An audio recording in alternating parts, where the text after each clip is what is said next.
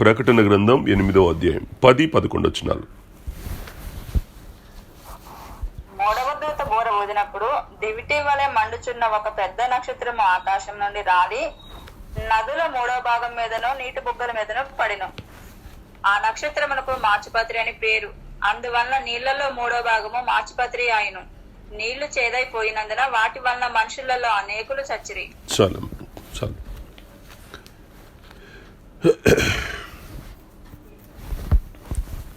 చాలా డైరెక్ట్గా చెప్పాడు ఈయన ఈ 10-11 వచనాలలో.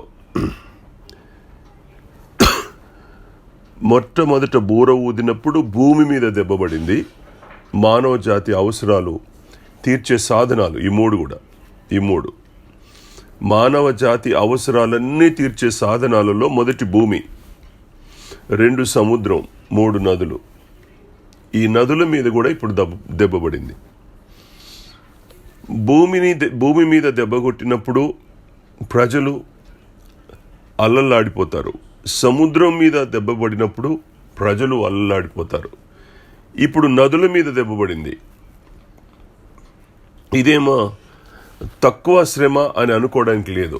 ఇది కూడా ఒక విపరీతమైనటువంటి అనుభవం. ఇది ఆకాశం నుండి పెద్ద నక్షత్రం పడినందున నదులు చేదుగా మారాయి, మాచిపత్రి అయిను అనే మాట ఇక్కడ మనం చూస్తాం. ఇది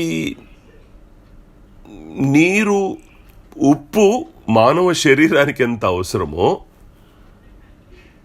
నీరు మానవ శరీరానికి అంతే అవసరం.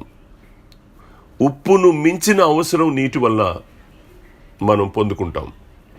కొన్నిసార్లు చప్పిడి భోజనాలు తినైనా మనం బ్రతకొచ్చు, కానీ నీరు లేకుండా బ్రతకడం అనేది జరగదు. ఖచ్చితంగా మనిషికి డాక్టర్లు చెప్తున్నారు, రోజుకు ఒక 4 బాటిళ్ళు తాగాలి, 5 బాటిళ్ళు తాగాలి, 8 లీటర్లు తాగాలి, 9 లీటర్లు తాగాలి, అప్పుడే శరీరం ఉంటుంది అని, బాగుంటుంది, జబ్బులు పోతాయి, ఫ్రీ మోషన్ అవుద్ది, ఇట్లా రకరకాల చెప్తా ఉంటారు. నీటి యొక్క అవసరత బాడీకే కాదు, కుటుంబ అవసరాలకన్నిటికీ కూడా నీరు అవసరం. దేనికి అవసరం లేదు నీరు లేకుండా మనిషి ఎన్నాళ్ళు బ్రతుకుతాడు?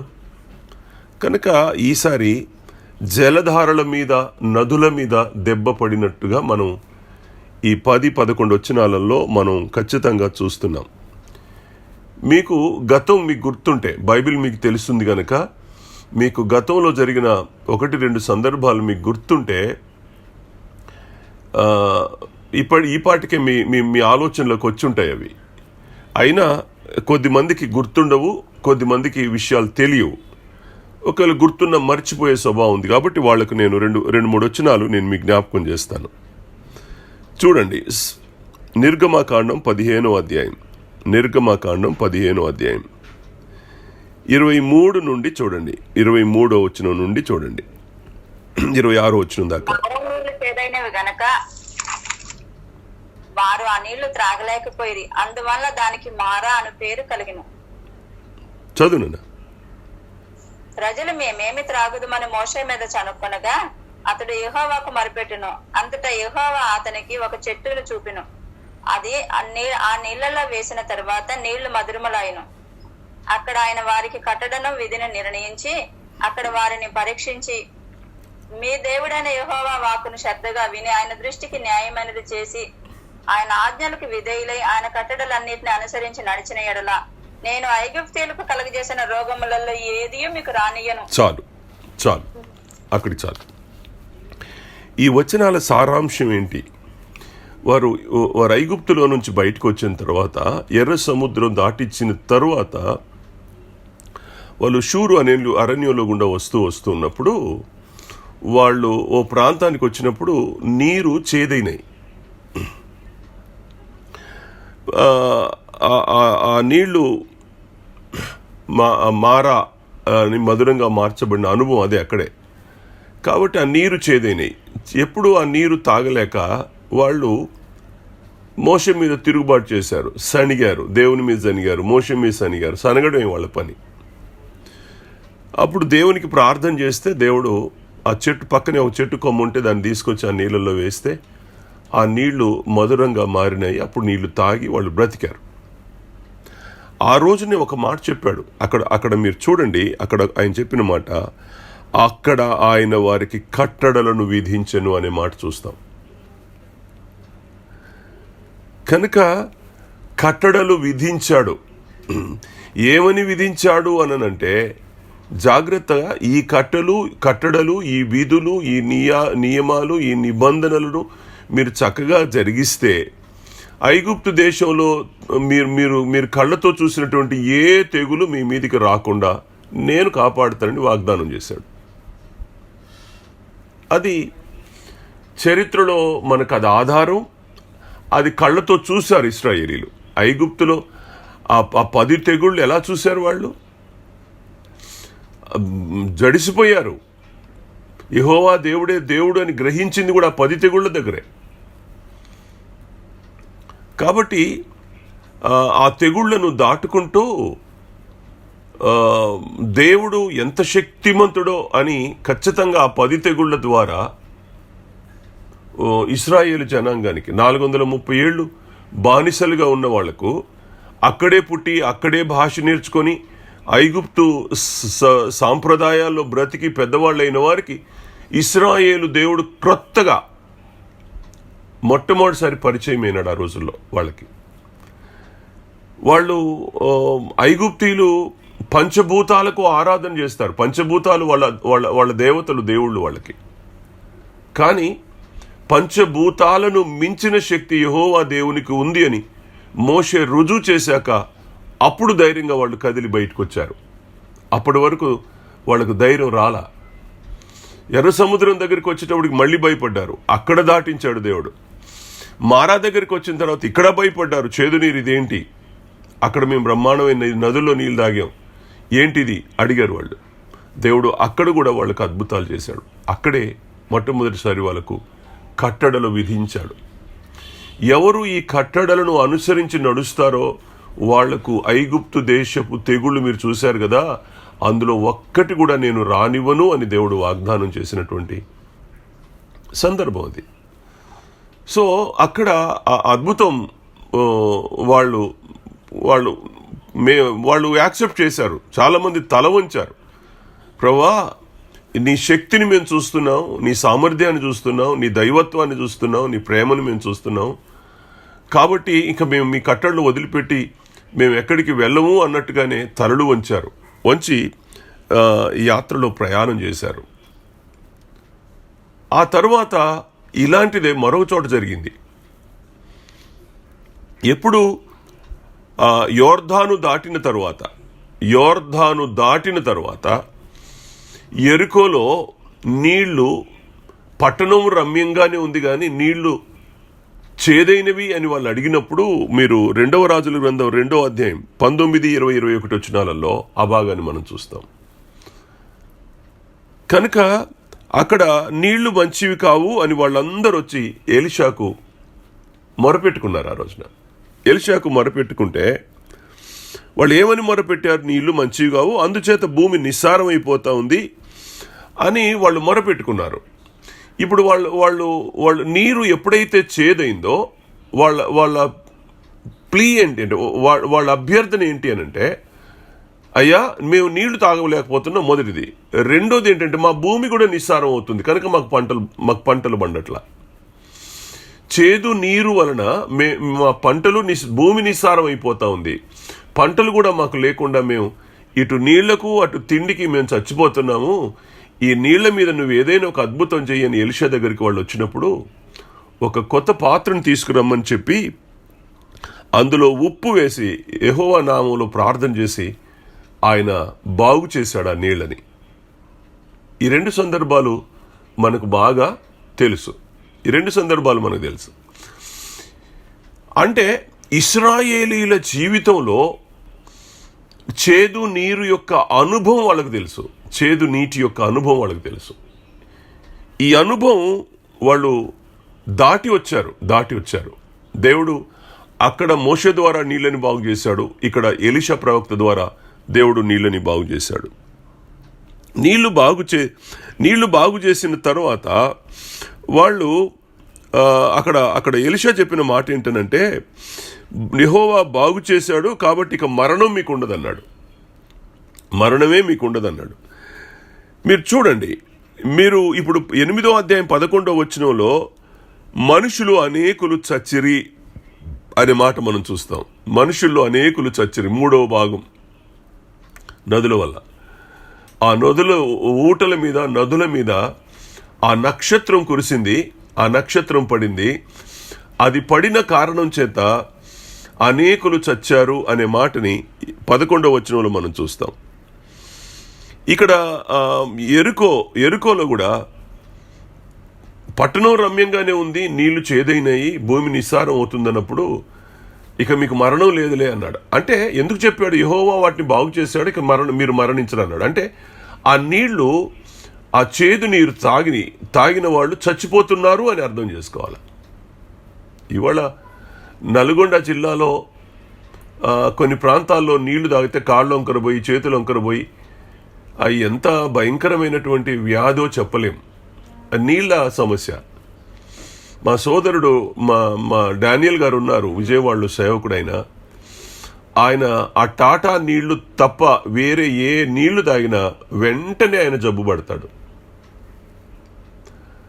నీళ్ళ యొక్క ప్రభావం మనిషి శరీరం మీద చాలా ఉంటుంది. కనుక నీళ్లు చేదైతే భూమి నిస్సారం అవుతుంది, నీళ్లు చేదవుతే మరణం వస్తుంది. ఈ 2 ప్రమాదాలే. అయితే ఇక్కడ రాయబడిన మాట ఏంటంటే నీళ్లు మాచిపత్రి ఆయను అని రాయబడింది. మాచిపత్రి అనే మాటకి చేదు అని కదా, కనుక చేదు అని అర్థం.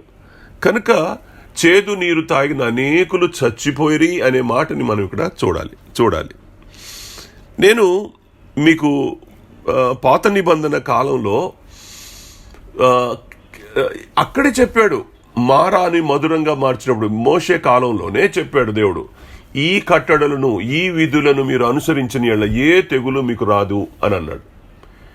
ఇక్కడ నేను ఖచ్చితమైనటువంటి 3 వాక్యాలు మీ ముందు ఉంచుతాను, చూడండి. దేవుడికి కోపం వచ్చినప్పుడు దేవుడు దేని మీద దెబ్బ కొట్టాడో, దేవుడు దేని మీద ఇశ్రాయేలుని ఏడిపించడం కోసం, ఇశ్రాయేలుని శ్రమ పెట్టడం కోసం, ఇశ్రాయేలులకు బుద్ధి రావడం కోసం ప్రవక్త ద్వారా పలికించిన మాట, దేవుడే స్వయంగా వారిని ఏ శిక్షలోకి తీసుకొచ్చాడో నేను 3 వచనాలు మీకు గుర్తు చేస్తాను. చూడండి, ఇర్మియా గ్రంథంలోకి రండి. ఇర్మియా గ్రంథం 8వ అధ్యాయం. ఇర్మియా గ్రంథం 8వ అధ్యాయం 14వ వచనం చూడండి. మనం ఎలా కూర్చొని ఉన్నామో మనము పోగుబడి ప్రాకారము గల పట్టణములోనికి పోదుము, అక్కడనే చచ్చిపోదుము రండి. యెహోవాయే మనలను నాశనము చేయుచున్నాడు. ఆయనకు విరోధముగా మనం పాపం చేసినందున మన దేవుడైన యెహోవా మనకు విషజలమును త్రాగించుచున్నాడు. చాలు. మనము యెహోవాకు విరోధముగా పాపం చేస్తున్నందు చేత ఆయన మనకు విరోధంగా విషజలాన్ని మనకు తాగిస్తున్నాడు. విషజలమును మనకు ఆయన తాగిస్తున్నాడు. ఎందుకు తాగిస్తున్నాడు? కారణం ఆయన చెప్పాడు. ప్రజలకు అర్థమైపోయింది. ఆ ప్రజలు చెప్తున్న మాట అది. ఆ ప్రజలు ఏం చెప్తున్నారు? మనం యెహోవాకు విరోధంగా పాపం చేసినందువలన. రీజన్ అది. ఇవాళ అనేక మంది దేవునికి వ్యతిరేకంగా పాపం చేసి ఇవాళ రోగాల పాలవడానికి కారణం అదే. అనేక మంది రోగాల పాలవడానికి, భూమి నిస్సారం అవడానికి, అనేక రోగులై స్వస్థతలు పొందలేక చచ్చిపోయే అనుభవాలు అనేకులకు వస్తున్నాయి విష జలాలు తాగడం ద్వారా.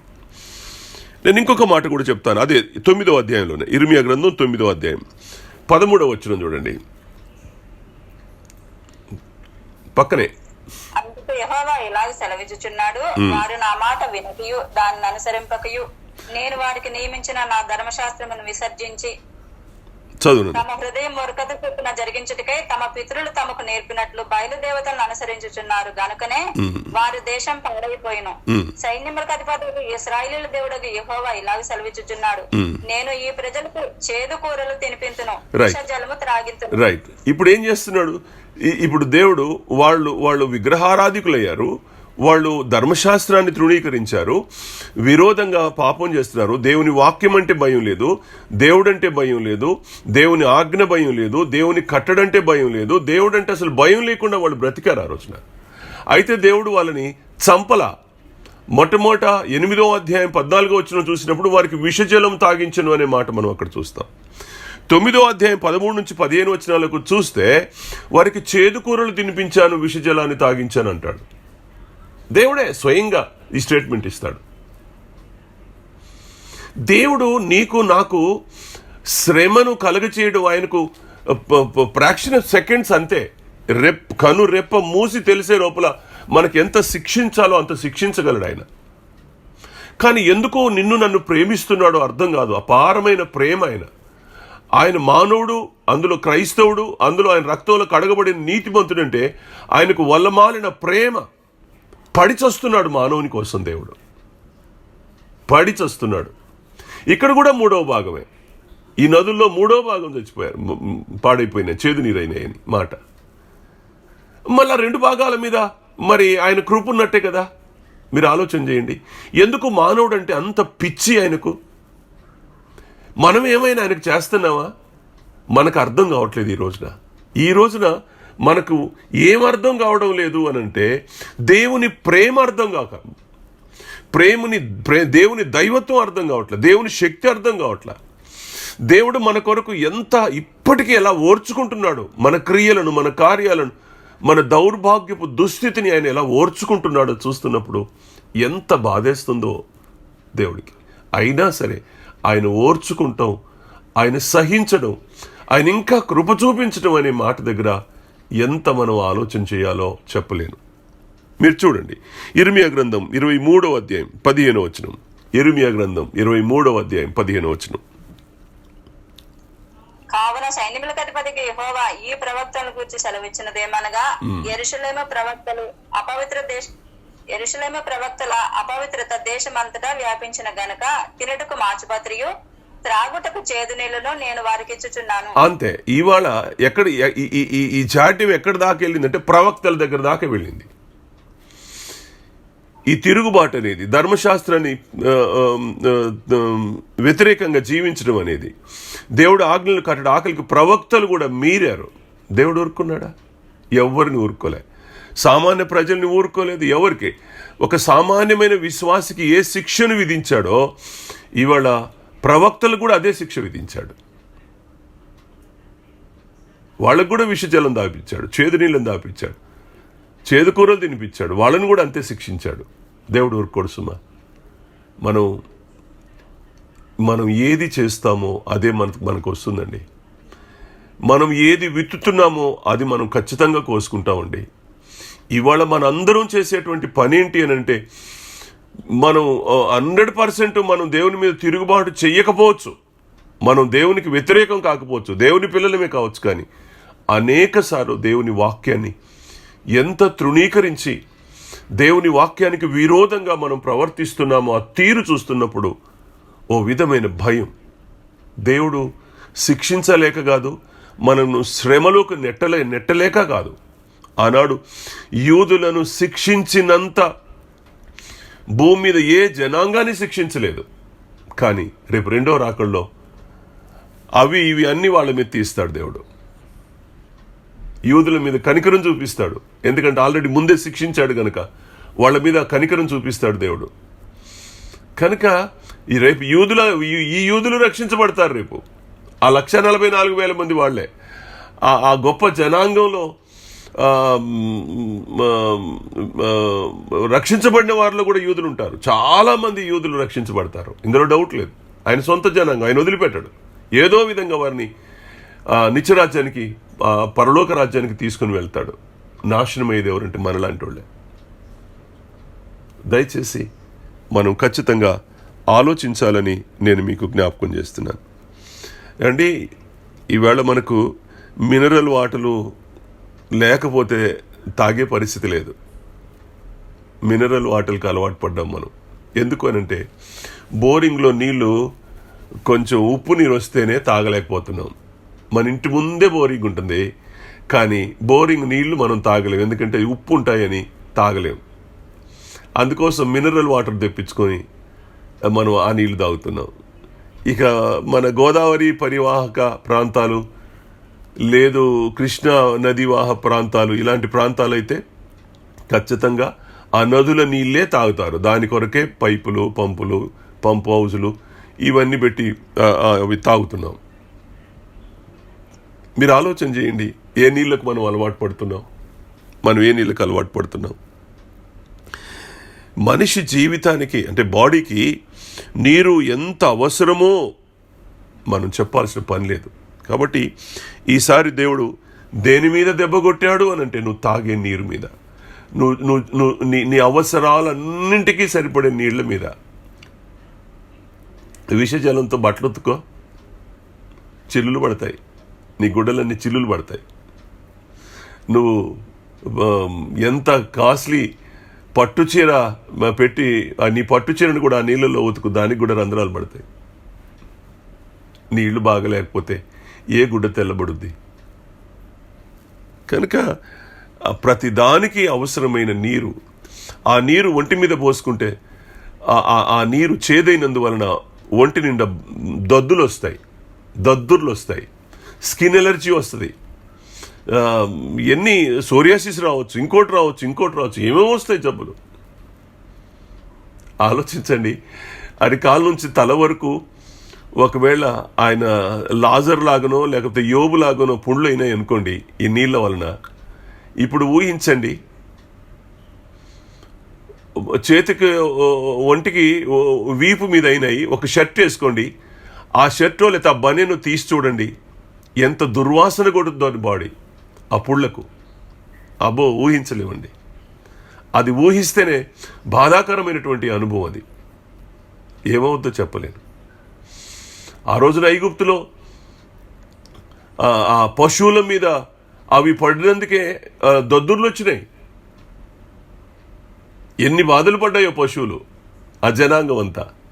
వద్దు బాబోయ్, పోనీయండి, ఇశ్రాయేల్ని బయటికి పోనీయండి అన్నారు. భయంకరమైనటువంటి వ్యాధులకు మూలమవుద్ది నీరు, ఎంత అవసరమో. కనుక ఇక్కడ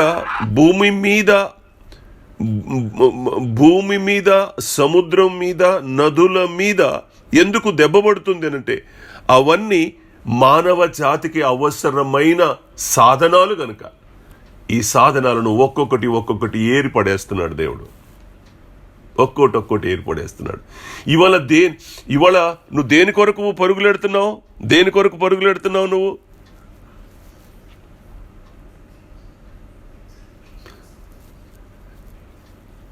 భయంకరమైనటువంటి పరిస్థితులు. కనుక దయచేసి ఈ విషయాలన్నీ కూడా మనం గమనించాలని నేను మీకు మనవి చేస్తున్నాను.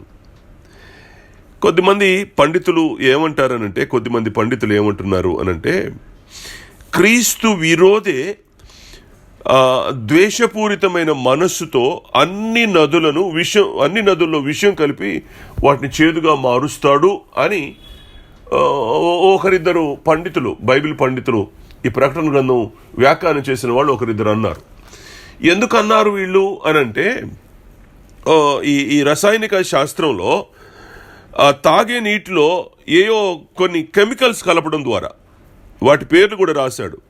బొటావీనస్ అని, టాక్సిస్ అని లాంటి కొన్ని పదార్థాలు కలిపితే ఎన్ని నీళ్లున్నా అవి విషపూరితం అవుతాయంట.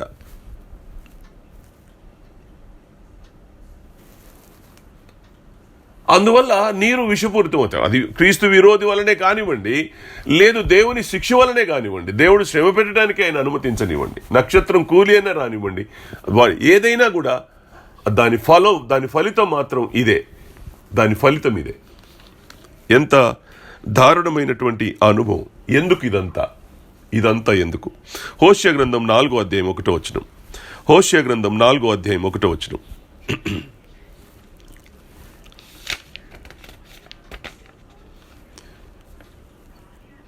హోషేయ గ్రంథం 4వ అధ్యాయం 1వ వచనం. తీయలేదమ్మా?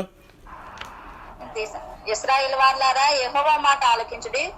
సత్యమును కనికరమును దేవుని గూర్చిన జ్ఞానమును దేశమందుండు లేకపోవట చూచి యెహోవా దేశ నివాసులతో వాద్యమాడుచున్నాడు. ప్రజలు సత్యాన్ని, ప్రజలు నీతిని, ప్రజలు దైవ సంబంధమైన వాటన్నిటిని పోగొట్టుకొని ఒట్టిపోయి బ్రతుకుతున్నారు. అందుకని దేవుడు వ్యాజ్యమాడుతున్నాడు. దేవుడు కలిగించిన సోర్సెస్ మీద మనసు పెట్టారు కానీ దేవుని మీద మనసు పెట్టుకోవట్లేదు. దేవుడు నీకు అనుగ్రహించిన వాటిని నువ్వు ఆరాధిస్తున్నావు కానీ దేవుణ్ణి ఆరాధించడం లేదు. ఈ కృపాకాలంలో దేవుడు మనకు అందించిన దైవ సత్యాలన్నిటినీ మనం మర్చిపోతున్నాం. అందుకని శ్రమ కాలంలో నువ్వు అనుభవించాల్సిన పరిస్థితులు మన బ్రతుకులో ఏర్పడుతున్నాయి అనే మాట ఇక్కడ నేను మీకు జ్ఞాపకం చేస్తున్నాను. నా యేసు ప్రభుకే, మహోపకారి అయినటువంటి నా ప్రియ రక్షకుడికే ఆ చేదు చెరకను అందించారండి శిలువ మీద. ఎంత కర్కాటకులో మనుషులు, ఎంత కాఠిన్యంతో మనుషులు వ్యవహరిస్తున్నారో, ఎంత దౌర్భాగ్యమైనటువంటి అనుభవాన్ని అంతరంగంలో ఉంచుకున్నారో. దయ దాక్షిణ్యాలకు తావు లేకుండా సత్యానికి దూరమై, నీతికి దూరమై, ఇష్టానుసారంగా కృపను కాలదనుకొని, కృపాకాలాన్ని కాదనుకొని వాళ్ళు రేపు భయంకరమైన వేదనలో పడేటువంటి ప్రమాదం. 1-2 కారణాలు కాదు. దేవుడు ఉట్టిగానే నదులను పాడు చేయడం లేదు, ఉట్టిగానే సముద్రాలను పాడు చేయట్లేదు, ఉట్టిగానే భూమి మీద పెట్టలేదు. మనం ఏది చేస్తున్నామో దాని ప్రత్యక్షమైన ఫలాన్ని రేపు మనం అనుభవిస్తాం. ఇందులో ఏమీ డౌట్ పడాల్సిన అవసరం లేదు. ఖచ్చితంగా ఇవాళ జాగ్రత్తగా ఉండకపోతే, కృపాకాలాన్ని నువ్వు సద్వినియోగం చేసుకొని రెండవ రాకడలో ఎత్తబడిన అనుభవం కానీ నీకు రాకపోతే శిక్ష తప్పదు. తలలు వంచండి, ప్రార్థన చేసుకుందాం.